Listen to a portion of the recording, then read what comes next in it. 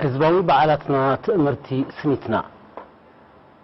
صباح سنبتن سونيين بعل قدس يوحنسن عيد الأضحى تختاتلهم كبر يوم اب إرترا بحد امنت زخبر بعل نوسنات صعبت نايت امنت رايز مركز زيكونه نايمل حزبي بعليو بني حبار مسنادون لعل دمقاتن كخبر مرأي دما لموديو أكبر حزباون خيمونتاون بعلاتنا نصبرا نايتي نزمنات بحرس سب إرترا سريتو صنحه حد ناي مكبارن من مبارن ጨዋ ባህልዩ ኣብ ርእሲ ሽሮጥ እስሚ ተኻዓዎ ከም ዝበሃል ህዝቢ ኤርትራ ንናጽነት ኣብ ዘካየዶ ነዊሕ ቃልሲ ዝኸስከሶ ልዑል ሓድነትን ውህደትን ከዓ ነዚ ባህሊ እዚ ዝያዳ ኣዕዚዝዎ እዩ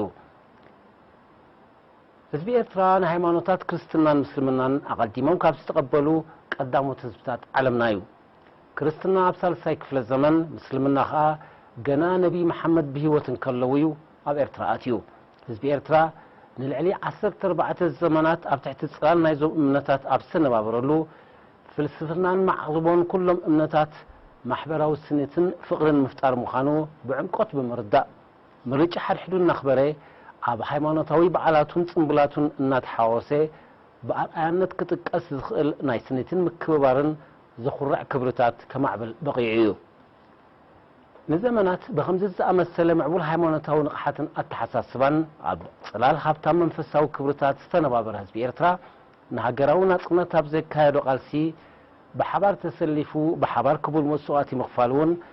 ነቲ በዓንተብኡ ዝኹርዕ ባህሉን ሃይማኖታዊ ስኒቱን ዝያዳ ኣሰሲንዎ እዩ በዚ ድማ በቐሊሉ ክርከብ ዘይከኣል ጸጋናይ ሓድነት ሓድሕዳዊ ፍቕርን ሃይማኖታዊ ምክባርን ክጓናጸፍ በቂዑ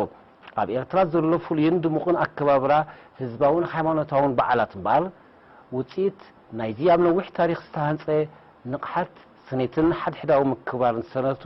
ባህልን ኣነባብራን እዩ እዚ ብቐሊሉ ዘይርከብ ጽጋዚ ግን ክዕቀብን ዝያዳ ክሕይልን ዘለዎ እዩ ኣብ ዘለናዮ እዋን ኣብ ብዙሕ ከባቢታት ዓለምናን ገባናን ሰንኮፍ ሃገራዊ ጥምረት ጸቢብ ድሑር ትሕቲ ሃገራውን ከፋፋልን ግብርን ኣተሓሳስባን ጠንቂ ውድቀትን ዝርገትን ሕብረተሰባት ክኸውን ብግብሪ ንዕዘብ ኣለና ብኣጋጣሚ ዞም ድርብ በዓላት እምበር ነቶም ምንጪ ልዑል ማሕበራዊ ስኔትናን ሓድነትናን ዝኾኑ ባህልን ክብርታትን ክነድምቖምን ብቐጻልነት ንምዕቃቦም ቃልና ክነሕድስን ይግባእ